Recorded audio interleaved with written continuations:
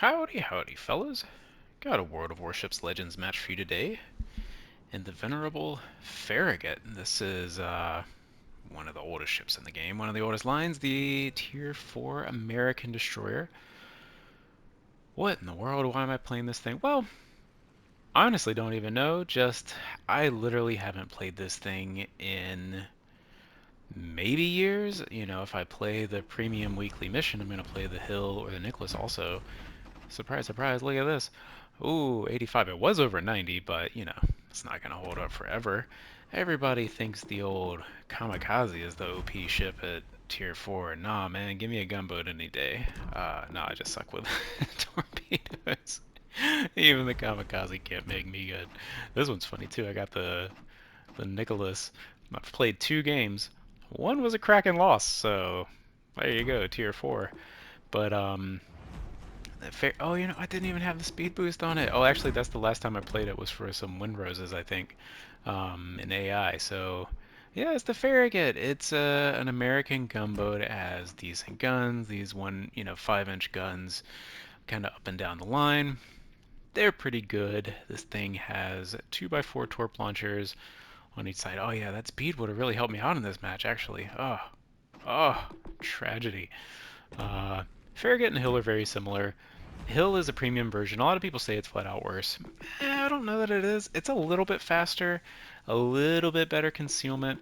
The torpedo launches are definitely wonkier. If you are going for torpedo, YOLO rushes, that is a thing that the Farragut can do that the Hill just can't, because the Farragut has 8 torps that you can launch in the same spot. The Hill has like a weird kind of 3x3 launcher, but you see they're staggered, so you can only get 6 off on one side. You do have more torps. I actually don't know what's the reload. 66 seconds. So yeah, I think they're faster reload. Yeah, significantly faster. But realistically, like I think the layout on the Farragut is better. The Farragut has slightly better guns, but the Hill being a little more survivable and a little faster. Neither of them have amazing fire angles. I think the Hill's a little bit worse. I think the Hill's better than people give it credit for. I think the Farragut's probably a little bit better. Um, but yeah. Oh, did I even show you my stats? This is one of the very first. Oh, actually, I know why I ended up playing this. There's a post someone made on Reddit about basically they're just starting and talking about some of their beginning stats, and that got me thinking about some of the oldest ships that I've played. Some of them I did fairly well, and the destroyers were not the first line that I played. But like, oh, these are ships that little beginner me played. Could I set a new damage and experience record? And spoiler alert, maybe I did, maybe I didn't. But yeah, that's the Farragut. I'm running Mordoff because why wouldn't I have got it? Halsey is the other commander that you would want to run. I would have been running it like, oh, 11, 3 at this point, but he wouldn't have been 3. But at that point, oh, I used to run double concealment. Oh, man. Honestly, not a bad idea, especially when you're starting out, because getting outspotted, it doesn't matter how much health your level 8 sims gives you. If you get outspotted by a full kilometer, you're going to have a bad time. But yeah, running Mordoff. He has everything that Halsey has, except he has 2 major advantages. He gets better reload. Halsey only gets AP damage, so since you're going to be using HE a lot, Mordoff's just better there. And then he also gives you this, which is an amazing skill for a dueling destroyer because it prevents your guns from getting knocked all the time, and that is incredibly useful. So Mordoff is fantastic. If you like American destroyers, if you want a gunboat commander, he is fantastic. He's also a good inspiration. I don't use him a lot just because I find like range, health, stealth, speed, a lot of those things kind of help do more damage as a destroyer anyway. Um, but if you like him, pick him up. I don't play US destroyers much these days, especially at higher tiers. They're kind of a one-note ship. They do have other facets. They're not super one-dimensional, and as they gave Mahan longer torps not too long ago. I'm rambling as always. This was one of my very first lines. I will always have a soft spot in my heart for the American gunboats. It is still to this day my preferred way to play, broadly speaking, of just get in and delete the red destroyers, and then anything else I can do from that is bonus as a destroyer. I think it's fun, I think it's effective, and it's pretty straightforward as far as these things go. So That's enough rambling about the Farragut and destroyers, U.S. destroyers in general, and just, little trip down memory lane. But yeah, let's go take a look at the gameplay. Alright, yeah, here we are, we're on straight. Take a look at the commanders. I can see both of their destroyers are lower level. You know, that's one of the things. That's one of the reasons I don't spend a lot of time down here at the lower levels. Seal clubbing and all that, it just doesn't appeal to me that much. Just going and beating up players that have significantly less invested in their commanders, haven't played as much. Like the enemy Farragut has a level 1 Dewey. I'm gonna outspot him for probably at least a kilometer, if not more, and I've got target locator, he doesn't. He's probably running the stock hull. He may not even have camo. Like that's not fun. I could go do AI, so that's just, whatever. Everybody does their own stuff and everybody starts somewhere, and I just don't. I come down and do the weekly missions. I often do them in just arcade just to bust them out. I don't like doing them in AI because if I am going to play, I want to at least have some fun.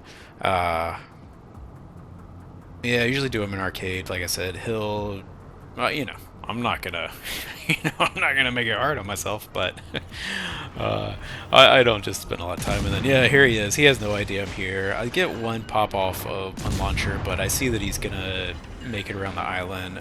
Like, can we make another, like, one more shot? Ow! That Moltke is ready. Yeah. Straight. These little low tier maps are always interesting. They're again, having not played lower tier in a long time, like, this is such a weird map. It shows up in ranked, and does it show up in brawl? I don't think maybe I can't remember. I know it shows up in ranked, and it's annoying because everyone just, like, it only has the other half of the map. But even in standard, it's like you end up kind of clumped up together super close. The caps have a lot of cover and they're really close together, and so it's like high risk, high reward. If you want to run in and torpedo stuff, you can, but that's super risky. And if you're bad with torpedoes like me, that's probably not a good plan. But yeah, let me know if anyone cares about this, wants about this. I do have a bit of a goal to make a video on every ship. I think it was MetaJerk that had the, like, running Kraken thing. Can't imagine he did a video for literally every Kraken he did. I think maybe he was trying to get one in every ship. I don't know. I can't really remember. I don't watch a ton of MetaJerk, but I've seen enough that I know that was a thing he was doing. I have some goal aspiration of making a video of every ship, almost every ship. It's gonna take like years, so honestly I'll probably get ships faster than I get to every ship. Maybe I'll just do ships that I like, because there are like, you don't want me to tell you how I feel about Furataka, so you go back and revisit some of these ships that I actually did enjoy, Farragut being one of them. Even as a beginning player, I think it's a very good ship. The line is just straightforward. And it's fun and it's effective, and so I have very fond memories of playing the Farragut. So yeah, I'm happy to take it back out. You can see I'm kind of kiting out. We saw this Moltke coming in. We're not going to stick around in there to point to, duke it out with him. You see a lot of Farraguts go in and torpedo battleships like this. A, my racks were split. I only had one up, so that's not a good plan. And B, I just don't like that. Like, it's high risk. You can miss, you can ram, there's all kinds of things that can go wrong. I've never been a fan of that. I'm not very good at it as well. One of those things, you don't do it if you're not good at it. You don't get good at it if you don't do it, etc., etc. And then right here, this thing has sonar. I had no idea that it has sonar. I think it's like a premium German battle cruiser thing, but I don't think the Derflinger has sonar. I didn't think they got him until tier 5, but I honestly don't remember. So yeah, surprise for me playing at lower tiers. I have no idea what some of these ships can do. Here, I've got just an imminent advantage on this Farragut. I can see him now. I can see him. The carrier is saying he's right there. Like, yep, there he is. Like, yeah, that's no fun for me. It looks like, yeah, I don't see any camo on that, and just honestly feel bad. Like, I don't need to prevent somebody from playing the game. If I were him, I would feel pretty bad about that. But it is what it is. I'm not going to throw the game to make him have a better day. So we're going to cap A. Looking at the map, the enemy team has abandoned B. If they just went into B, honestly, we might lose this match. You know, we're up on ships, but if they had a commanding position in B, they've totally cleared out C. Our carrier is just sitting right there. It looks like he even moved up a little bit. So if they took B, sink our carrier, they could do like a 3v1 on that battleship, whatever it is. Maybe a Queen Mary north of B. Not looking so good for us. But they don't, so hey, play the match you get. What else? What else? Yeah. I mean, this is like, is this boring? Still watching this back. There's just like not a ton of action at the lower tiers, and you know, it gives you a little time to figure stuff out. This is where that extra speed would have helped get there a little faster. Housekeeping. I have a couple questions if anybody watches this. First of all, I already mentioned this, like, do you guys want these? Does anybody want lower tier content? If literally no one cares, I mean, I do kind of like where if someone asks about something, I have a video on hand. Like, I saw someone was asking about the Verbis Unitas the other day. I have a video of that. That's nice. I have a Julio Cesare video match that I just played, actually right before this one. Set my new XP record in that one. Yeah, it's fun times at tier 4. So, you know, I like to just have these on hand as like example matches. But if no one really cares, then it's also like, I don't need to waste my time. So let me know if you do or don't care. Anything else? YouTube stuff? I don't know. You guys, how's everybody doing? Oh, I know, the other thing I thought about doing is a video. It's just kind of like an overview of me, of my time in the game, you know, my goals, my thoughts, my game velocity, overall stats. I've probably shown my like overall stats at some point, but it wasn't like a thing, you know, it may have just been in passing.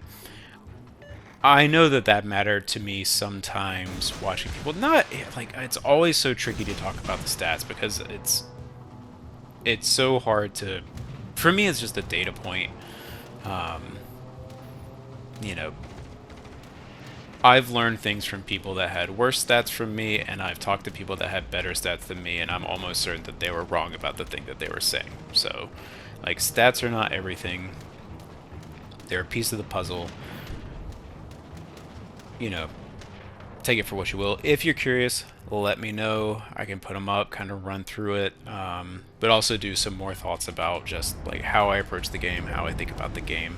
I talk about it in these videos anyway, but maybe a little more specific, where it's not bouncing back and forth between gameplay commentary and then, you know, musings on the meaning of life. We're getting pushed by 2 battleships. You see that I have 3 torpedo hits? It's probably a record for me in the Farragut. The torpedoes are so short range. They're 5.5. You can do the rush, you know, ambush something around an island. Stuff at this tier is slow enough, slow turret traverse. That's not unreasonable. It's not my favorite, but like, it can work. And you know, he's a zippy little guy. Dump the torps, or they really need to be pushing into you, or you can get this kind of like oblique launch where they kind of are, you're kind of going in, but then you peel off to the side. Kind of what I'm doing on this South Carolina. I see he's slowing down. I had been kind of thinking about popping the smoke and just pew-pewing these battleships most of the time, and now is as good a moment as any. Just help our team out, get some damage. Destroyers can actually do decent damage to battleships at this tier. They have enough armor plating that is penetrable by destroyer guns, and of course you can set the fires. That being said, it is such a bad habit to get to in a US destroyer to sit in your smoke and farm battleships with your guns. Like, probably more games are lost by American destroyers sitting in their smoke for way too long, not getting enough done. And so it's really important not to develop that as a bad habit, but also recognize that it is definitely a thing that you can do when the situation arises. We have to beat Cap. This guy's spotted, mostly. Comes in and out of spot a little bit. Fires at me obligingly so we can spot him again. There's not really a lot else that I should be doing right now. I could push to C, but he's kind of in my way. You know, I could go way north or way south, but honestly that's going to put me more out of position than just sitting in the smoke, finishing him off, and then going straight in. So those are the kinds of things you want to think about when you're in your smoke. You know, just like in life, like opportunity cost. What am I giving up to sit in this smoke screen and shoot? Am I giving up vision? You know, I'm looking at it like right here. Okay, is he likely to get spotted again? What's the rest of my team doing? I don't need to just sit here twiddling my thumbs. Okay, he's spotted again. Yep, we can just go back to pew-pewing. Keep evaluating those things if you're in a smoke screen. Honestly, for any ship, really. What else should you be doing? And are you getting pushed or about to get torpedoed? Those are the things you got to think about when you're in a smoke screen. So we finish him off. Somebody else is shooting him. It's like, oh man, are we going to get it? All right, that's number 4. There's 2 left. All right, all right. It's looking good, looking good. Thinking I think my XP record before this game was 2904, if I remember correctly, and damage was like 86,000 or something. You know, again, from way back in the day. So, you know, pretty decent for tier 4 for a beginning player. I'm eyeing that, and again, this is literally just like, hey, I'm gonna go play Farragut and see what I can do. And it's honestly kind of hilarious to me that this is the match that I got, and it panned out this way, so I'll certainly take it. Chewing up this Nevada, I debated switching to AP. I don't really remember how well the US AP does at these lower tiers. I know it is a thing that you could and should use on broadside, but I'm also nervous that if it's not good, like my HE is still doing decent damage. This guy's going down fast enough. I don't want to drop the kill just because I'm like on reload and get one bad salvo, but then drop it anyway. I'm so mad. Like, no, why did you do that? But it's secondaries, like, you know. You can turn them off, but I don't really expect that. I also wanted the damage, whatever. Like, I'm looking at it. Can I get it? I know I'm gonna be close. I want the Kraken and the damage. Like, please, dude, don't take my Kraken. Don't take my Kraken. I had a teacher. Well, I guess I did have a teacher. No, I'm not actually. Never mind. I'm not gonna dox myself. His name was so ridiculous. His name was so ridiculous. It may be the kind of thing that you could like look up and I just I had a teacher with a funny name. I'll leave it at that. Shooting the Rhine. All right. Yep. Oh, we're so close. No, get out of here. Get out of here, everybody else. All right, that's the damage record for the ship. I think I'm doing all right on the XP, but I'm honestly not sure. I mean, 2,900 is kind of a lot at tier 4, so we'll see. We'll see how we do. I am shooting the Rhine down, trying to get pins, asking everyone to get out of here. This Koenig is really coming in for it. Like, no, get out. Get out. You're not welcome. I wish I could, like, smokescreen him. Not me. No, it's all fine. It's like, no, get out of here, everybody. And then that's like tier 4, tier 3 dispersion. Nobody can hit anything. So I'm like, get out of here, everybody. My shells are slow and I'm not leading enough. Come on, Ryan. I get the fire, but he just like won't quite go down. It's just, oh, finally, we got the Kraken. We got the Kraken. Oh, it was cool. You know, just revisiting a ship that I haven't played in a long time and bringing, you know, current me back to meet past me, and then yeah, 3,000 Kraken. Oh, we had AFK. I didn't even notice that. But yeah, GG. Fun trip down memory lane.